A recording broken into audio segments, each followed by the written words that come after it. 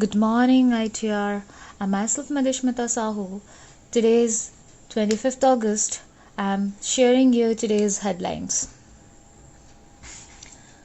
Sonia to stay on a interim Congress chief. Supreme Court to study effect of Bhushan's statement. Will fight for return of our right, says Farooq Abdullah. High Court extends stay on probe in criminal case against Dua. Proceed with hearing in Chip Secky assault case. High Court. Weekly markets open to trial basis with norms. Duo held for robbing cashier of over rupees 6 lakh. 21-year-old man arrested for killing dairy owner.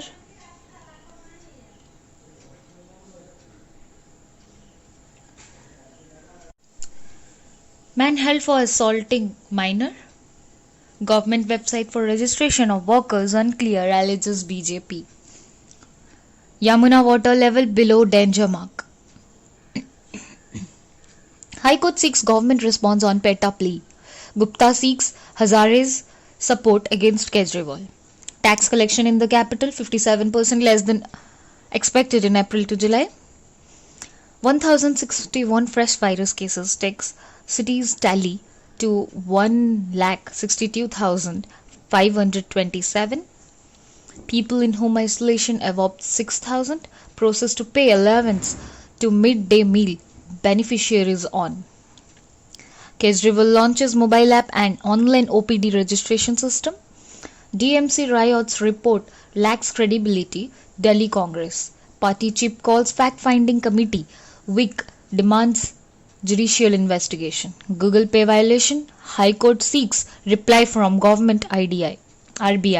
Plea claimed the company was storing sensitive data, flouting central bank rules. The Delhi High Court on Monday sought response of the Centre and the Reserve Bank of India on a plea seeking action against Google Pay for allegedly violating the central bank's guidelines related to data localization, storage and sharing norms. A bench of Chief Justice D.N. Patel and Justice Pratik Jalan also issued notice to Google Pay India Digital Service Private Limited on the petition of advocate Avishek Sharma seeking to impose penalty on the company for alleged violations of laws. The court has posted the case for further hearing on September 24. The petition sought direction to Google India Digital Service to give an undertaking to not store data in its app under UPI ecosystem and further not to share it with any third party, including its holding or parent company. It also sought direction to the company not to share any data from UPI switch with any other party.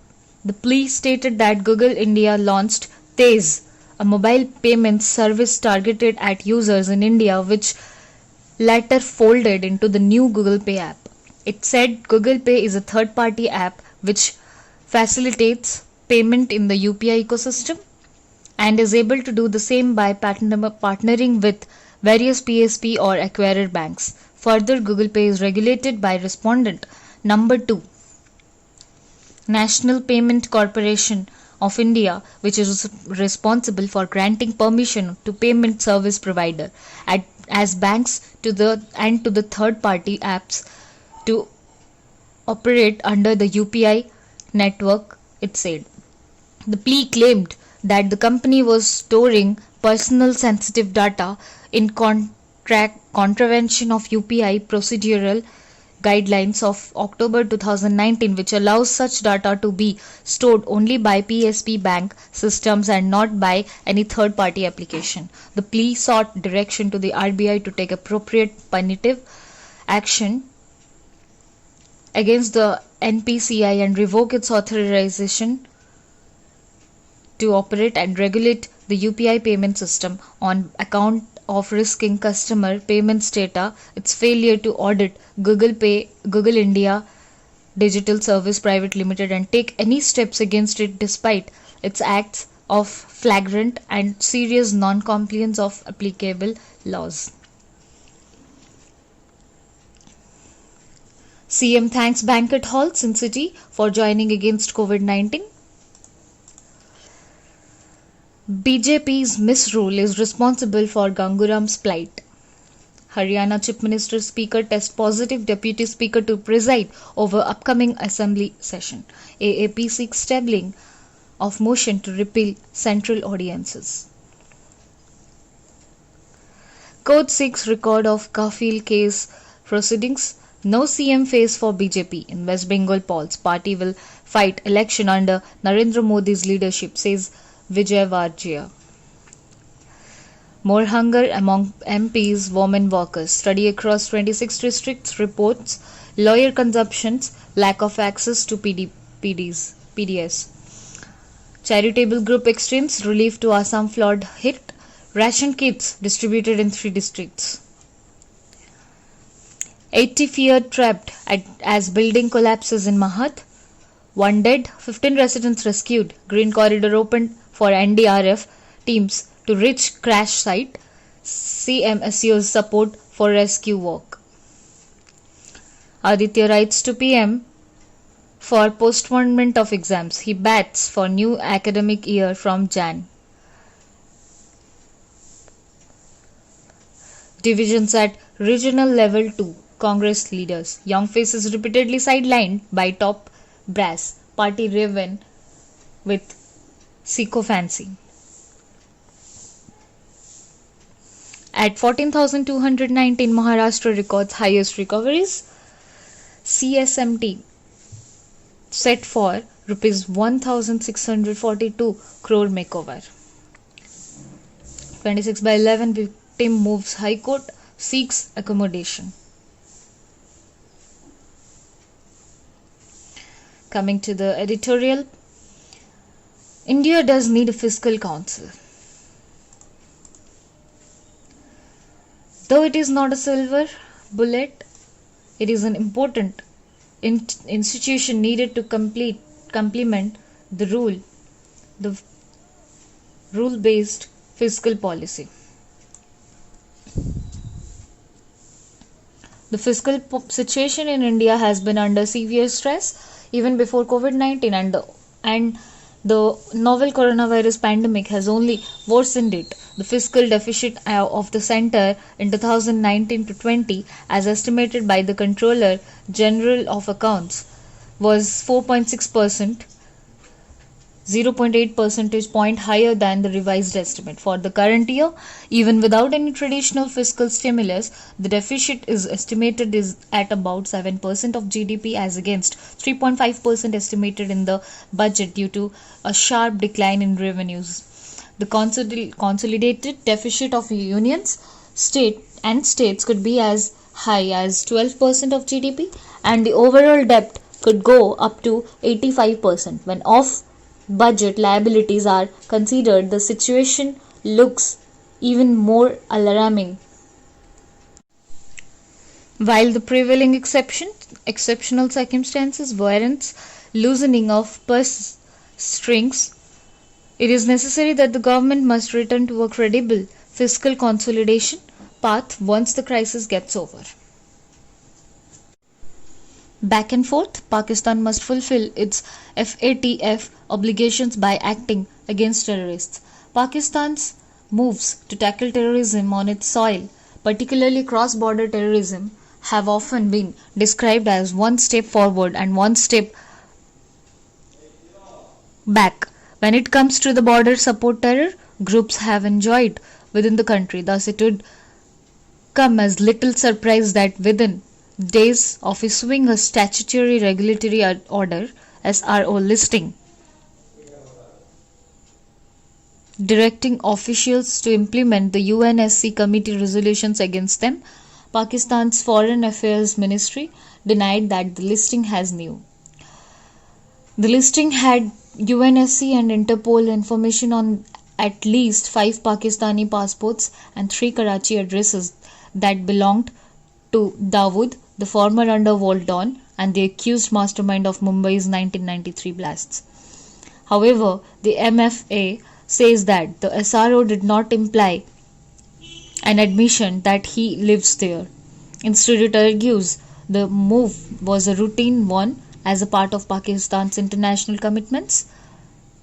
Accordingly, Pakistan is required to align its domestic terror listings with those issued by UNSC's ISIL and Al Qaeda Sanctions Committee under UNSC resolutions 1267 or 1989 or 2253. Thus far, the domestic listings maintained under the country's Anti-Terrorism Act by the National Counter-Terrorism Authority had not included either Dawood or Lakvi, who was tried briefly for the 2611 attacks but was granted bail in 2014.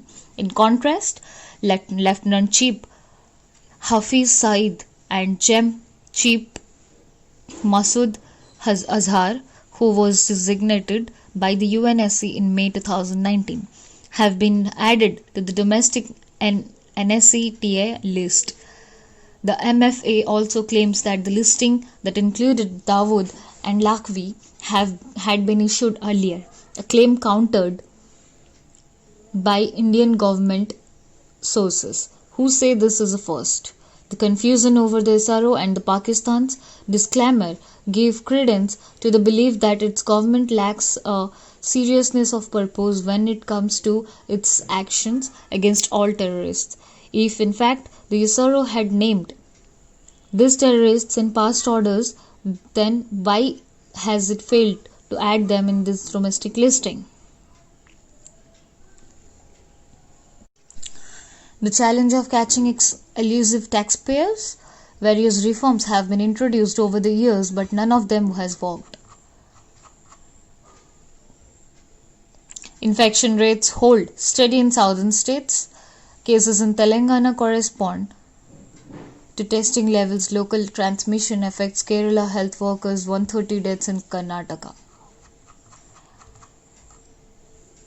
India and China prepare to fresh talks. Little progress in restoring status quo ante as the standoff along the LAC enters 17th week. Congress leaders continue parleys. Anand Sharma, Vashnik, Sehwal, Tharoor and Manish Tiwari attend the meet. DNA bill can be misused, flags draft report. Consider online NEET from next year. Supreme Court refuses to order authorities to set up centers abroad. Entrance exam fixed for September 13. Bhushan files questions of law in Supreme Court on contempt. Plea for equal compensation to families of victims dismissed. Virus breaches another wall. 4 Bonders test positive. Hong Kong reports first virus reinfection. Findings indicate COVID-19 may continue to spread among people despite herd immunity researchers. White House Counselor Kellyanne Conway to resign. German doctors say Alexei Navalny was poisoned. 14 killed, 75 wounded in Philippines blast. Taliban delegation in Pakistan for Afghanistan peace process. China launches warship for Pakistan Navy, threatened by disinformation among flees Cambodia.